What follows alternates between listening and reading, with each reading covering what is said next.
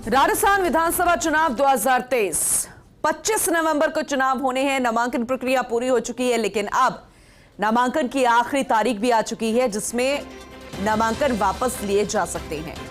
आपको जानकारी दे दें, अब तक का जो अपडेट है इसमें 3037 नामांकन पाए गए हैं वैध, 396 नामांकन खारिज, 3 उम्मीदवारों ने वापस भी ले ली है नामांकन, यानी अपनी मर्जी से 3 उम्मीदवारों ने वापस ले लिए हैं। 9 नवंबर नाम वापस लेने की अंतिम तारीख है। बागियों की मनुहार में राजनीतिक पार्टियां जुटी हुई हैं। 25 नवंबर को एक ही चरण में मतदान की प्रक्रिया संपन्न होगी और 3 दिसंबर को मतगणना होगी। तय हो जाएगा कि किसकी सरकार बनने वाली है, किसके विधायक जो है वो विधानसभा का रुख काफी संख्या में करेंगे और मिलकर मुख्यमंत्री चुनेंगे। लेकिन 9 तारीख नामांकन वापस लेने की अंतिम तारीख और इसे लेकर सभी राजनीतिक पार्टियां जुटी हुई हैं। बागियों को बिछाने के लिए, निर्दलियों को बिछाने के लिए नामांकन वो वापस ले लें, लेकिन क्या वाकई में ऐसा हो पाएगा? इसमें कितनी पार्टियां सक्सेसफुल होगी ये देखने वाली बात होगी, क्योंकि नाम वापसी कल तक ही है। 9 नवंबर तक नाम वापस लिया जा सकता है। 396 नामांकन पत्र जो है वो खारिज भी हुए हैं और यही वजह थी कि जो प्रत्याशी थे उन्होंने 3-3, 4-4 नामांकन पत्र लिए ताकि कोई गफलत हो तो दूसरा नामांकन उनके पास हो, क्योंकि नामांकन खारिज करने के एवज में आप चुनाव नहीं लड़ सकते, क्योंकि नामांकन पत्र जो है वो खारिज हो जाता है, इनवैलिड हो जाता है। 3 दिसंबर को नतीजे आएंगे, 25 नवंबर को चुनाव होने हैं। वक्त बेहद कम हो गया है, 8 तारीख हो गई है और इसीलिए चुनाव प्रचार प्रसार का दौर जो है वो तूफानी मोड में नजर आ रहा है। चाहे सत्ताधारी पार्टी कांग्रेस की बात करे या फिर विपक्ष में बैठी भारतीय जनता पार्टी की बात करें या फिर अन्य दलों की बात करें, नामांकन प्रक्रिया पूरी, चुनावी दौरे शुरू हो चुके हैं, प्रचार प्रसार शुरू हो चुका है, प्रत्याशी मैदान में आ चुके हैं। 200 विधानसभा सीट्स की अब आमने सामने टक्कर होगी और इसी को लेकर नामांकन प्रक्रिया होने के बाद नामांकन वापस लेने की अंतिम तारीख भी करीब आ चुकी है। 9 तारीख यानी कि कल नामांकन वापस लिए जा सकते हैं। डॉक्टर ऋतुराज शर्मा सहयोगी हमारे साथ जुड़ चुके हैं, उनका रुख करेंगे। ऋतुराज, अब नामांकन की अंतिम तारीख भी आ चुकी है जब नामांकन वापस लिए जा चुके हैं, लेकिन कुछ अपडेट आया है जिसमें इतने वैलिड हैं, इतने इनवैलिड हैं और 3 तो नामांकन प्रक्रिया के तहत 3 लोगों ने नामांकन पत्र वापस भी ले लिया है। क्या कुछ सामने आया है कि कुछ बड़े नाम हो जिनके नामांकन पत्र खारिज हुए हैं? देखिए, कल नामांकन वापसी की आखिरी तारीख के बाद स्थिति साफ हो पाएगी कि कितने प्रत्याशी मैदान में बचते हैं और कौन कौन बड़े नाम जो चुनाव मैदान में है वो साफ हो पाएगा। और जो अवैध जो मतपत्र थे उनका छटनी कर ली गई है और वैध मतपत्रों की भी हो गई। पूरी जो कार्यवाही का जो निर्देश दे दिए गए हैं निर्वाचन विभाग की ओर से और कि किस तरह से जो नाम वापसी के बाद पूरा तस्वीर सामने और अपडेशन, रियल टाइम अपडेशन की भी बात यहाँ पर कही जा रही है। तो ऐसे में कल तक का वेट करना होगा, कल तक का इंतजार करना होगा, कल शाम तक ये तस्वीर। ठीक है ऋतुराज, शुक्रिया, क्योंकि कल तक का इंतजार करना होगा ये जानने के लिए कि कितने मैदान में प्रत्याशी हैं और अब 396 नामांकन पत्र तो खारिज हो चुके हैं और कितने इनवैलिड होंगे और फिर उसके बाद मान मनोहार चल रहा है। नामांकन पत्र वापस लेने की गुहार निर्दलियों से हो रही है, बागियों से हो रही है, उसमें कितने सक्सेसफुल होंगी पार्टियां वो कल क्लियर हो जाएगी। कल पूरा अपडेट आ जाएगा, क्योंकि कल 3 बजे तक नामांकन प्रक्रिया वापस पत्र को लेने की अंतिम तारीख कल भी है। 3 बजे तक कल आखिरी वक्त है जब आप अपना नामांकन वापस ले सकते हैं।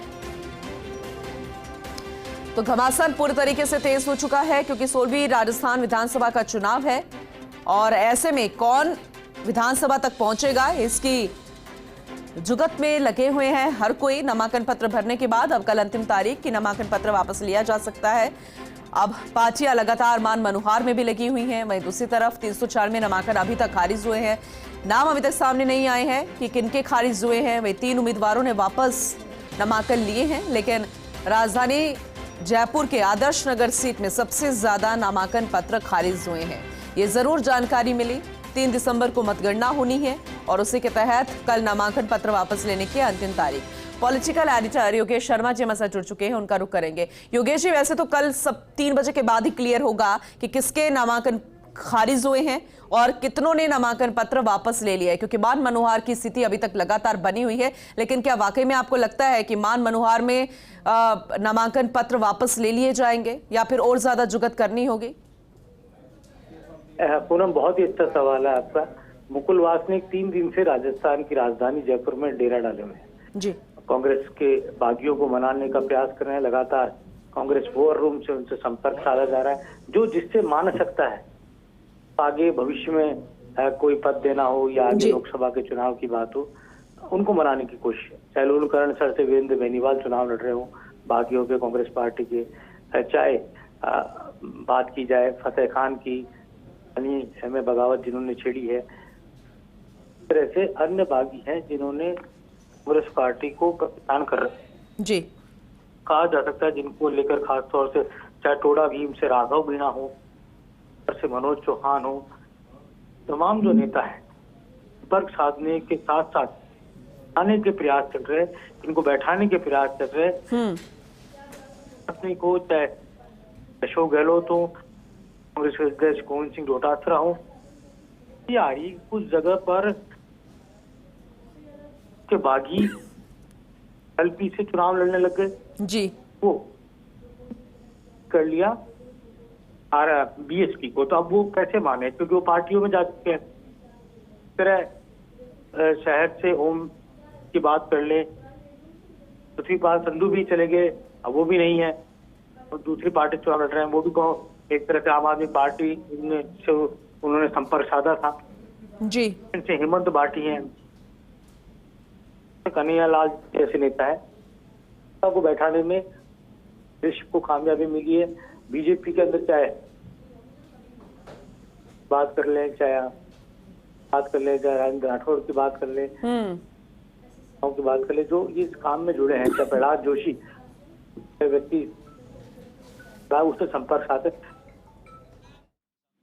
शेखावत के लिए बड़ी चुनौती बने हुए हैं। जोटवाड़ा के अंदर आशु सिंह सुरपुरा चुनौती बने हुए हैं, और चंद्रभान सिंह अच्छा चित्तौड़ में ये चुनौती बने। बीजेपी के बागियों की संख्या, 4 बागियों की संख्या कांग्रेस से भी ज्यादा है जी। बीजेपी की लीडरशिप की कोशिश है कि आज रात तक वो साध लिया जाए, मना लिया जाए, उसको बैठा लिया जाए, को हानि हो और की दिशा में सफलता भी लीडरशिप को मिली है। अभी तक खुलासा सामने हो जाएगा, आज का जो अंतिम दिन है जी तक बागी अपना नाम वापस, क्योंकि ये अपने आप में बेहद गंभीर विषय हो जाता है। और कुछ ऐसे बागी भी होते हैं पूनम, जिन्हें टेक्निकली खड़ा रखा जाता है, जिन्हें बैठाने की कोशिश होती नहीं है, उन्हें खड़ा रखा जाता है। बिल्कुल बिल्कुल योगेश जी, क्योंकि मेरा अगला सवाल यही था, आपसे इस पर भी विस्तार से जानकारी लेना चाहेंगे। अब शाहपुरा से कैलाश मेघवाल है, जी। उनको कौन बैठाए, क्योंकि लीडरशिप में कौन बात करे, वसुंधरा राजे के बेहद साथ रहे हैं वो, उनका टिकट भी नहीं हुआ, दूसरा इसे निष्कासित भी कर दिया गया है। तो कई ऐसे मसले हैं जिनको लेकर सकता है कि उनको जानबूझ के खड़ा रखने की बात होती है, रूप से भविष्य की कुछ प्लानिंग होती है। आपको ध्यान होगा पिछले विधानसभा चुनाव के अंदर को बहुमत से कुछ सीटें कम रह गई थी, निर्दलीय एमएलए जीते थे, कांश के दरवाजे पर पहुंच गए और गहलोत को सपोर्ट कर दिया, और अशोक गहलोत में ये इंडिपेंडेंट एमएलए मददगार साबित हुए थे। सचिन पायलट और अशोक गहलोत के बीच मुख्यमंत्री की जो जंग थी वो अशोक गहलोत ने जीत ली थी, क्योंकि बागी जो कांग्रेस के थे और जो जीत कर आ गए, बाबूलाल नागर हो, से लक्ष्मण मीणा हो, चाहे श्री गंगानगर से राजकुमार गौड़ हो, और भी कई ऐसे नेता हो, छोड़ला महुआ से हो, सुरेश टाक हो किशनगढ़ से, कई नेता जो जीत कर आ गए और जिन्होंने मतलब ये कहा जा सकता है कि जीत गई अशोक महादेव सिंह खंडेला हो, खंडेला से, अब तो कांग्रेस पार्टी के टिकट पर ही चुनाव लड़ रहे से भी हैं, जिन्होंने, मैं नाम थोड़ा मिस कर गया जी, यूनुस खान जी। बीजेपी में कौन यूनुस खान को समझाए, क्योंकि यूनुस खान, राजपाल सिंह, कि दोनों वसुंधरा राजे के एडवाइजर उनके थिंक टैंक में माने जाते हैं। टिकट नहीं प्राप्त हुआ। माना यूनिस खान इसलिए लड़ रहे हैं क्योंकि उन्हें पूरी तरह से उनकी उम्मीद थी, उनको पता था कि बीजेपी राजस्थान में एक भी मुस्लिम को टिकट नहीं दे रही है। जी। पिछली बार भी वसुंधरा राजे लड़कर लेकर आई थी, उनको टोंक से लड़ाया गया। और अब डीडरवाना में अन्य बीजेपी के लिए परेशानी, बड़ा ही संकट उनके लिए खड़ा हो गया है। इसी तरह अंदर भी बीजेपी के अंदर बगावत है। वहाँ मधुसूदन मिंडा चुनाव लड़ रहा है। समझना होगा, मधुसूदन मिंडा मुरली भिंडा स्वयं सेवक संघ के बड़े प्रचारक हैं जी। हो सकता है कि वो उनकी रैंकिंग अखिल भारतीय स्तर के प्रचारकों में होती है और वो प्रांत प्रचारक जैसे पदों पर आसीन रहे। उनके छोटे भाई हैं मधुसूदन मीणा, बीजेपी से भी एक बार लड़ चुके चुनाव। इस बार वो इंडिपेंडेंट ताल ठोक रहे, नहीं मानते, वो मात्र संगठन से जुड़े हुए हैं। भिंडा जो के सबसे बड़े ब्राह्मण नेता हुआ करते थे जमाने के, मनोहर लाल भिंडा के बेटे। तो वहाँ बीजेपी की सल्तनत या बीजेपी की राजनीति भिंडा परिवार के इर्द गिर्द रहती आई है। और अब वो अगर बगावत कर रहे हैं तो ये अपने आप में भारतीय जनता पार्टी के लिए शेखावाटी की पॉलिटिक्स में रहेगा। धोद के अंदर अब किया के बेटे ने बगावत करके अमन थाम लिया, वो कैसे बैठेंगे जी, चुनौती है कांग्रेस पार्टी के लिए। नुकसान की जो बात है कि भरपाई कैसे होगी, ज्यादातर किसी आपके जो खड़े हुए हैं वहां पर सवाईबाग पर, वहाँ दोनों पार्टियों में बगावत है। वो कांग्रेस पार्टी के बागी के तौर पर चुके हैं, अभी तक नहीं समझ रहे। उधर आशा मीणा बीजेपी के बागी के तौर पर है, वो डॉक्टर किरोड़ी लाल मीणा के लिए दिक्कतें कर रही है। इस तरह का समीकरण है।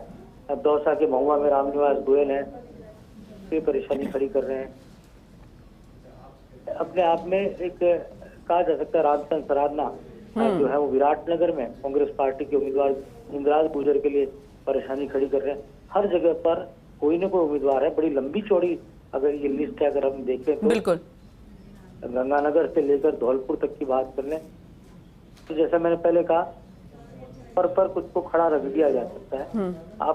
आपको देखिए कि निर्दलीय विधायक शाहपुरा से आलोक बेनीवाल जी मांग रहे थे, नहीं मिला उनको। डॉक्टर कमला शाहपुरा की भी इस बार अगर हम अभी तक की राजनीति अगर देखते हैं, टिकट वितरण के बाद ये बड़े दिलचस्प सा मोड़ ले गया, चाहे सोशल मीडिया की बात करें, क्योंकि जिस तरीके से बीजेपी ने कैंडिडेट उतारा है और उसके बाद जैसे आपने अभी आलोक बेनीवाल का नाम लिया, ये बड़ा दिलचस्प हो गया है मोड़। बेनीवाल को मुझे लगता है तकनीकी तौर पर भी खड़ा रखा गया है जी। तो जो उम्मीदवार आया है उम्मीदवार ऑलरेडी यादव है। क्या सोच के यादव को टिकट दिया है, इसके मजबूत यादव उम्मीदवार के सामने अपने आप में एक सोचनीय प्रश्न हो जाता है। इसका बैकग्राउंड क्या है, इसके पीछे की राजनीति क्या है जी। मोवेश समझ सकते हैं का जो आंकड़ा है, आंकड़े को नेता है जो ढलना नहीं चाहते, ढलना चाहते हैं, अड़ में नहीं होनी चाहिए संख्या जी, आगे की है। कुल मिलाकर योगेश जी, आपने जो विश्लेषण किया है उससे तो यही समझ में आता है कि जितना ये बागी निर्दलीय जो मैदान में उतरते हैं, पार्टियों का खेल तो बिगाड़ते ही हैं, लेकिन कई बार खेल बनाने से लेकर सरकार बनाने तक की भी इनका एक अहम योगदान रहता है। अब देखना होगा कल 3 बजे के बाद पूरी तस्वीर साफ हो पाएगी। बहुत शुक्रिया योगेश जी इस जानकारी के लिए। चलिए